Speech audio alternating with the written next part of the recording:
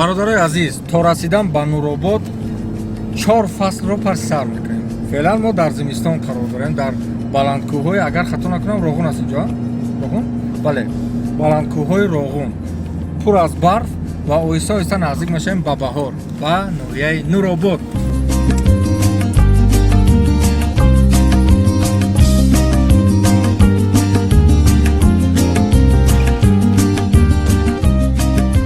ҳоло ҳам дар баъзе мавзеъҳои кӯҳҳои баланди Нуробод барфро мушоҳида кардан мумкин аст. акнун дар ноҳияи Нуробод нав табиат ба эҳёшавӣ оғоз мекунад ва мо аҳли кормандони телевизиони варзиш ба ноҳияи Нуробод омадем то бубинем ки дар ин ҷо наврӯзро чӣ гуна ҷашн мегиранд. ин ба хотири он аст ки дар баъзе минтақаҳои Тоҷикистон, умуман дар минтақаҳои гуногуни Тоҷикистон, шакл, услуб ва тарзи истиқболгирии Наврӯз воқеан бо ҷузъиётҳои хурди худ андаке фарқ мекунад. акнун мебинем ки дар Нуробод ҷузъиётҳои хурди истиқбол гирифтани Наврӯз аз минтақаҳои ману шумо то чӣ андоза фарқ дорад. дӯстони азиз, мо дар яке аз деҳаҳои дурдасти ноҳияи Нуробод қарор дорем ва воқеан ҳам номҳои ҷолибро дар ин ҷо рӯбарӯ шудан мумкин аст. ва бубинед ки номи деҳаи мазкур чи аст? Тегермӣ. чӣ маъно дорад? дар ҳафти барнома мебинем ва мебинем ки сокинони деҳаи Тегермӣ Наврӯзро чӣ гуна истиқбол мегиранд. оғоз мешавад Наврӯзи Тегермӣ.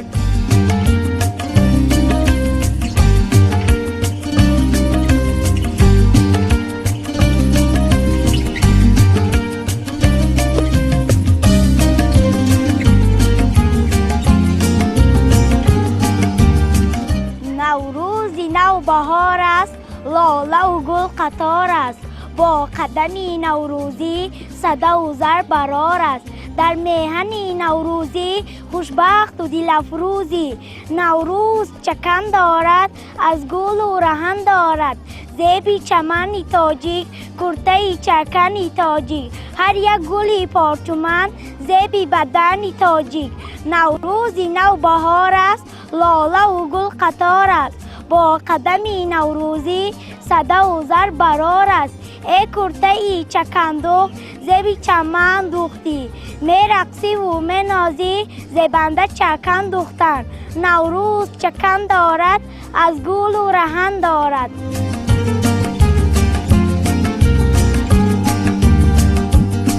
مسلم است که وقتی که بهار آغاز می شود حتما که مردم تاجیک مخصوصا در نوروباد مردم با کشت و کار شروع میکنند و همین تکنیکایی که شما میبینید این حتما برای کشت و کار استفاده برده می شود. برای هر یک موضوعی که در زمین کشت و کار میکنند تکنیکای الهیده آورده شده است. مثلا اون تکنیکایی که شما میبینید در طورش نشستم این به خاطر آن است که در داخل باغ میان همان فاصله درختان یا من انگور و دیگر میوه‌ها که هستند میان آنها استفاده برده می شود و دیگرانش برای زمین رو جفت کردن و برای دیگر کارهای کشت و کار را انجام دادن. خلاص در ناحیه نوروباد مردم با کشت و کار خیلی هوس دارند و این اولی کار است. اکنون میبینیم که باز بچه هوس دارند. در چاره‌بینی که دهه تگرمی تشکیل کرده است در نوروباد در یک گوشه این چاره‌بینی گوشه دهقان است و همین محصولاتی که شما میبینید این صرف محصول دست دهقانان دهه مذکور به حساب میرود و این افرانی که شما میبینید این افران دهقانان دهه تگرمی هستند که با کشت و کار همین محصولات همه وقت مشغول میشوند. خب این برادر که با ما صحبت میکرد چی نام داشته باشند؟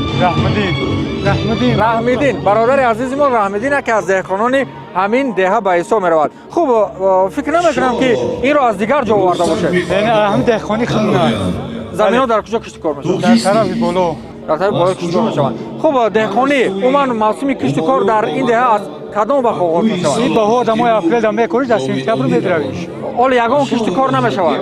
عینا فعلا فعلا ягон кишту кор намешавад дар заминои шумо. نه оли дуртар оғоз мешавад. اول در پنجم دهم سن چی اپریل ин зағир аст агар хатм. اوی زغیره انا بعد همه کره چی جوازارو میومکشه روغان خودتان جواز دارید برای استحصال کردن اول در دهه فقط شما جواز دارید. خونه خدمت بعد این زغیر محصولی دست خودتون یا که مردم زغیرهای خود رو میارن؟ نه مردم هم میارم اخم میکارم در همین نوعی نوروبودا پون تعمین میرم همین همین زغیر همین روغن خب زغیر دوستان عزیز همه چی برای کشت و کار کردن هست، همه چی برای باغداری و برای محصولات گرفتن هست. فقط مهنت که مردم دهه تگرمی واقعا مهنتی هستند، واقعا وقتی که طبیعت زنده میشود اونها در صحرا هستند کار میکنند. دوستان عزیز این نمود خوراکی که شما میبینید در هر منطقه تاجیکستان هر گونه نام میبرند. مثلا این رو در جای ما دالده میگویند و در منطقه جنوب این رو دنگیچه میگویند. و اکنون این برادر از شما نامتون چی است؟ صلاح الدین. و اکای صلاح الدین برای ما و شما میگوید که نام این خوراک را در نورآباد چی میگویند؟ این چی است؟ این رو در نورآباد کشک میگن. کشک میگویند. دوستان عزیز دوره بابی کلان کشکش میگن. یه از پیاز گندم هم میکتیم، انا لوبی کلا پوچه با همین چیزا تیار میکنیم. این شما خودتون تیار میکنید؟ او خودم تیار کردم. در خانه کی تیار میکنید؟ در خانه اویلمون تیار میکنم. نه که در معرکه خودم تیار میکنم. بسیار درخواست میشودن برای معرکه. او معرکه دم و دیگه کلان دم میکنیم. بهترین. خوراک شما دنگیچه یگان بار استعمال کرده اید مثلا در منطقه جنوب کشور؟ یک بار کردگی من در طرف کلوب کردگی. بله. همون دنگیچه که در کلوب خوردید از دنگیچه شما و فکر شما در چی فرق داره؟ فرق همیه که و یا گندمشون کتیدگی نیست و کمتر آبدار میوه آبش بسیارتره. ما در نموی خیلی ویش میکنیم کمتر میکنیم؟ یا میکتیم و گندم از یک غورک میگن غورک کتی 10 منوت میکتیم. هر کدوم شود یک ساعتی هم میکتیم بعد می اندازیم دم. بله. این خوراک رو در همین وقت در همین موسم استفاده می‌کنیم. ما خیلی محکل باشه میکنیم تیار میکنیم در خود اویلومون میکنیم میخریم استفاده میبریم. سلامت باشید. حاضر بعد برنامه حتما این خوراک رو میچشید. و دوستان عزیز که از عنعنه‌های بسیار معمول در سراسر تاجیکستان این پختن آش پلو که فکر میکنم برای معلوماتش یگان خیلی حجت نیست. و اکنون میرویم به خوراک دوست داشتنی مخصوصا مردم این را در تمام منطقه‌های تاجیکستان شیرکدو میگویند. و این خانم زیبایی که شما میبینید این نفر مارخسار نام دارند. مارخسار چیرده است برای ما و شما امروز شیرکدو پختند. و در جای شما اگر خطا نکنم شیرکدو میگویند یا شیرکدو میگویند. شیرکدو میگویند. و طرز پختنش از منطقه‌های دیگه دست دهخان است. شیرکدو از محصولات کدو، شیر و شکر تیار می شود. یگان فرقیت نسبتی محله‌های دیگر نداره. یک خیل پخته می شود. همش یک خیل پخته می شود. عموما خوردن شیرکدو در دهه‌ای که شما زندگی میکنید معمول است؟ بسیار مدام بله. غیر شیرکدو چی بود؟ غیر شیرکدو باز داریم اینجا آش بریده داریم، سمنک داریم اونجا. من اینجا غیر شیرکدو باز ما سمنک داریم، شیره گندم هستیم. اگر سمنک رو در چند دقیقه وقت دارید؟ از کی شروع کرده بود؟ از بیگاه. از بیگاه شروع کرده. با همین دخترکان در خونگی سمنک رو پخته. احسن با اپای مارخسار که من اینش حاضر برای جشن نوروز چی از موچ میگوین این رو؟ من خیلی خوراک رو باری اول میبینم راستی گپ. اوموش در جای ما رنگش و رنگی انمون کشک که شما گفتید مانندی دارد ولی در اینجا سفید است. این هستیم با نخود تیار می شود با شیر و من گندم رو موقع میکنیم. ارد رو تولیده رو گندم میکنیم و در این ایلاوه میکنیم می شود بعد موچ. نمیگم میشود که بردارید. تمام ملی هستیم در این در دوری پیش بسیار استفاده میبودم. کمپیرای ما. همه خیلی عنعنه‌ها باقی مانده است در ناحیه نورآباد دوستان عزیز و این فقط خوراکایی بود که برای شما ما پیشنهاد کردیم و حالا اینجا می‌بینید که گوشه‌های زیاد است و برای معلومات وقت هم می‌رسد. خوب می‌رویم به گوشه دیگر.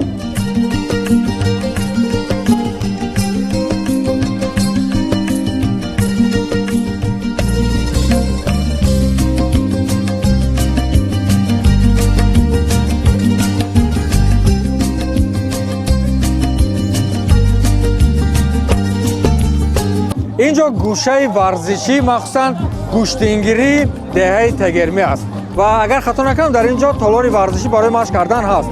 و دوستان عزیز، معرکه گوشتینگیری قریب که در همه جای تاجیکستان یک خیل برگزار می شود.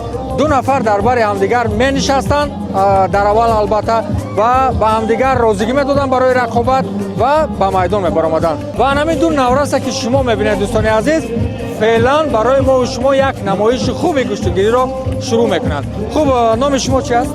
قلبی اومد چند سال شما مشق میکنید؟ یکم سال من با این رقیب خود اگه مرتبه گوشتین گرفته بوده؟ بله فقط شما او رو میزدید یا باید شما رو بوده؟ میگیتم میزدم نام شما چی است؟ در بکن محمد رسول. با این جوره خود گوشتین میگیری؟ بله. نمیترسی؟ وای از تو بزبالتر است که کلانتر است که فرق ندارد؟ نه. و در میان هر دو این دوستان عزیز از جانب محله یک توفه کار کلان آغاز میکنیم گوشتین رو. گیرید.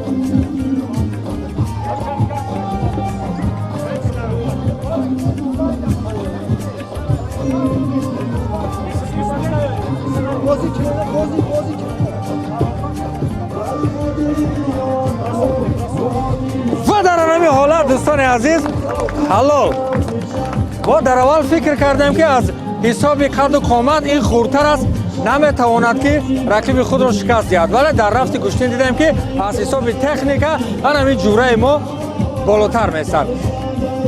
گوشتین است دوستان عزیز. و نام شما چه بود؟ در بکن محمد رسول. و محمد رسول در این رقابت غالب اعلان کرد با حلال. دوستان صدای موسیقی به حد بلند است. بیا بیرون روید.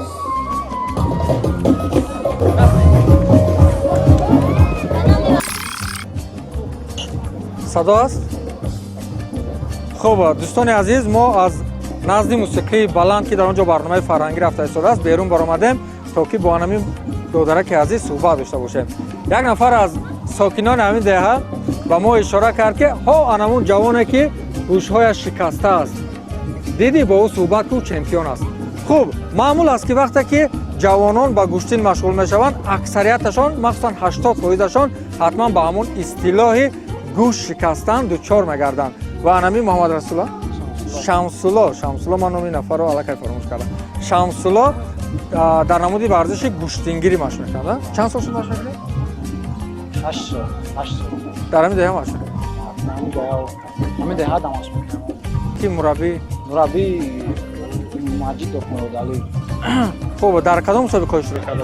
مسابقه نوحیوی همین منطقه‌وی جمهوریوی جای نمایان را گرفته با مکان خوب های. مخصوصا از همه مسابقه بلندی که تو اشتراک کرده بودی کدام؟ در جمهوریوی در شهر دوشنبه. خب آن همین گونه کادرها، آن همین گونه گوشتینگیران ورزشگران در دهه‌های دوردست تاجیکستان هستند که همین شمس‌الله دودرک عزیز ما رفته جایزه های خوب رو به دست میارن. خوب، در چارابینی مذکور دوستان عزیز فستیوالی بازی ورزشی برام مونده شده است و یکی از عنعنه‌های صرف تاجیکی، یکی از عنعنه‌های معمول میان پهلوانان تاجیک این مسابقه دستخوابانی است. همین طور است؟ شما چی نام داره؟ امین‌الله. خوب، امین‌الله یکی از نفرانی است که واقعا از نگاه کسبی آگاهی دارن از نمود ورزش دستخوابانی و فعلا برای ما و شما قاعده‌اش رو میگن و آغاز میکنم مسابقه. چگونه است قاعده؟ قاعده زیاد مشکل نیست، فقط باید دست راست باشد. همین قسمت دست کیست، انگشت‌ها خوب، هر دو پهلوان راحت، آزاده دستا درست. خوب کم ترک یکی فقط میبریم، دست سخت میخپیم برای تراما نگرفتن دست. شما را هم خیلی اسیب نگرفتم. خوب کیس راست میکنیم، ما دست ما گرفتیم رفتیم گفتیم میریم تا آمدن همین دست اگر همین قدر زمین رسید اینجا شرط نیست. فهمو؟ خوب تیار هستین؟ رفتیم. اوستا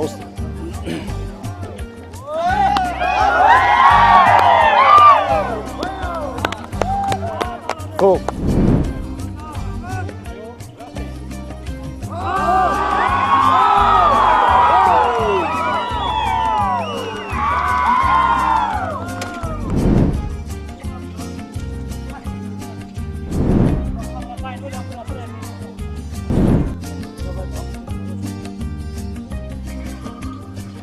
یکی از مسابقه‌های دیگری که ما در بزمگاه نوروزی خود هر سال تشکیل میکنیم بین خوانندگان مؤسسه‌ها این بزمبرداری توسط گیر هست. 16 килограмм мебошад ва қонун қоидааш ҳозир мефаҳмонем. Хонандаҳо бошад шурӯъ мекунам. Қонуну қоида озод мебардорем. Гир бояд дар даст рӯст накунад, дар кит набошад, дар пушти даст озод. Ҳамин хел рост ба боло бардошта шавад. Ба ин тараф ё пасттар ё ин тараф қабул намешавад, ҳисоб намекунем. Фақат кадомеш ки рост боло бардошта мешавад дуруст.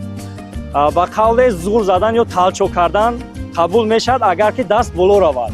Ба ин тараф рафт қабул намекунем, фақат боло. Шурӯъ мекунем. Як, Болош кун, мина рост бигӣ. се,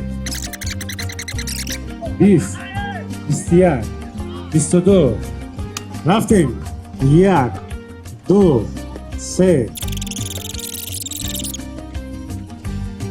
44, 45 беҳисоб, 34, 35. аҳсан. дӯстони азиз, тамошобинони гиромӣ, аз ҳама рақобати ҷолиб миёни нафароне ки дар иди наврӯз мехоҳанд қувваозмоӣ кунанд. ин бандкашӣ аст. Бандкашӣ яке аз варзишҳои суннатии миллати тоҷик ба ҳисоб меравад ки ана мехе гурӯҳи мардон аз ду тараф тақсим мешаванд ва бандкашӣ ташкил мекунанд. Кадом гурӯҳе ки гурӯҳи дигарро кашида ба сӯи аз хат берун мекунад, он гурӯҳ ғолиб мешавад. дар ин ҷо хонандагони синфи 10 ва 11 мактаб миёни худ рақобат карда истоданд. фақат ба калимаи саршуд шумо метавонед рақобатро оғоз кунед. 1, 2, 3.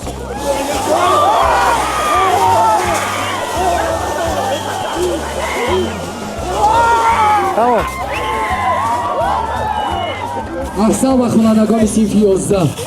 хуб, дӯстони азиз, чӣ гуна ки дидед ғолиби рақобати аввал дар мусобиқаи бандкашӣ хонандагони синфи 11 ва хонандагони синфи 10 ки мусобиқаро бохтанд, аз қар ба берун рафтанд. муборак бошад. дӯстони азиз, дастархони идона дар як гӯшаи ин чорабинӣ ороста шудааст ва чӣ гунае ки мебинед хӯрокҳо ва ҳамон анъанаҳои миллие ки суннатие ки дар ҷашни наврӯз истифода бурда мешавад, дар ин ҷо ҳамааш аст. аз фатирмаска сар карда то ширбиринҷ ва ҳатто дар ин ҷо суманак дида мешавад, каду дида мешавад, самбуса дида мешавад ва ин ҳамуди намедонам кулчакам бигам, нон бигам, инро сатри мегуфтанд дар ин ҷо. намедонам ба кадом хотири сатри мегӯянд. шояд ки ин калимаи маъмул аст, вале барои ман бори аввал аст. хуб, дӯстони азиз, ва акнун меравем. дар ин ҷо ҳамчунин суманак дида мешавад ва як чизи аҷибе ки барои ман хеле ҷолибам шуд. ин чӣ бошад ман намедонам. ва аз ин рӯ муаллимаи азиз, номи муборакатон? Маликаи Файзло. این چیز اکچون یک کلچه میگیم ما فقط در معرکات در مراسمات در تیار تیار میکنیم. این چیز با اور قطعی با روغن شیر قطعی تیار میشه. در بین 3 ساعت میرسه ما هم خیلی بای میکنیم روز میکنیم. اگر ما در مخل باشه خیلی نمون مایده روز میکنیم. اگر بفرم طریق کلوای کی روز میکنیم. ولی معلم جان نداره عجیبی کار در این است که غیر نوروباد من این چیزا در اون جای دیگر ندیدم. این فقط در نوروباد میشود. بسیار تر ما دیدگیم اکجان بسیار در طرف نوروباد میشه. این کلچه رو بیا خیلی نام میبریم کلچه نوروبادی، برای که در دیگر منطقه ما این گونه کلچه ندیدم. یا در بسیار جا کلچه نوروبادی میگن اکجان. بله بله. خوب کلچه نوروبادی است دیگر.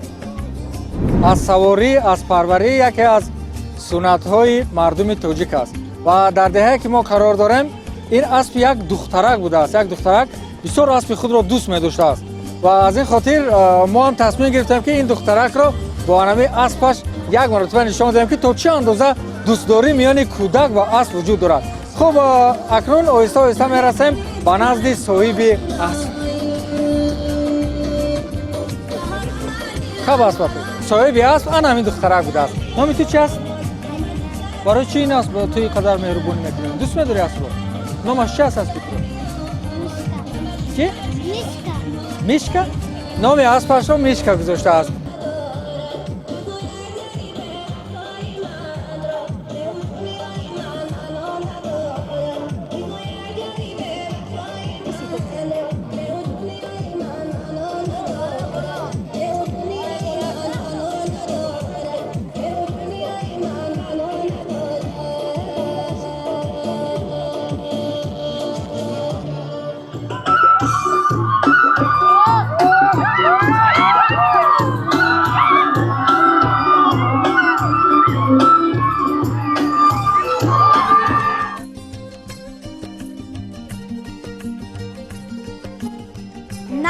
روزی دیار آمد پیغامی بهار آمد در موسمی کار آمد نوروز مبارک باد نوروز مبارک باد هم زیبی چمن نوروز هم زیبی وطن نوروز در دشت و دمن نوروز نوروز مبارک باد نوروز مبارک باد آغوش پر از یاسمن خوش آمدی نوروزی من آراسته و باغ و چمن خوش آمدی نوروزی من خوش آمدی نوروزی من ای دوست بیا باز به نوروز رسیدیم نو قصه بپرداز به نوروز رسیدیم در پرده گل باد نوا کرد پریشان ای مرغ خوش آواز به نوروز رسیدیم سومنک نظری بهار است میله‌ای شب زنده دار است این خوشی سال یک بار است سال دیگر یا نصیب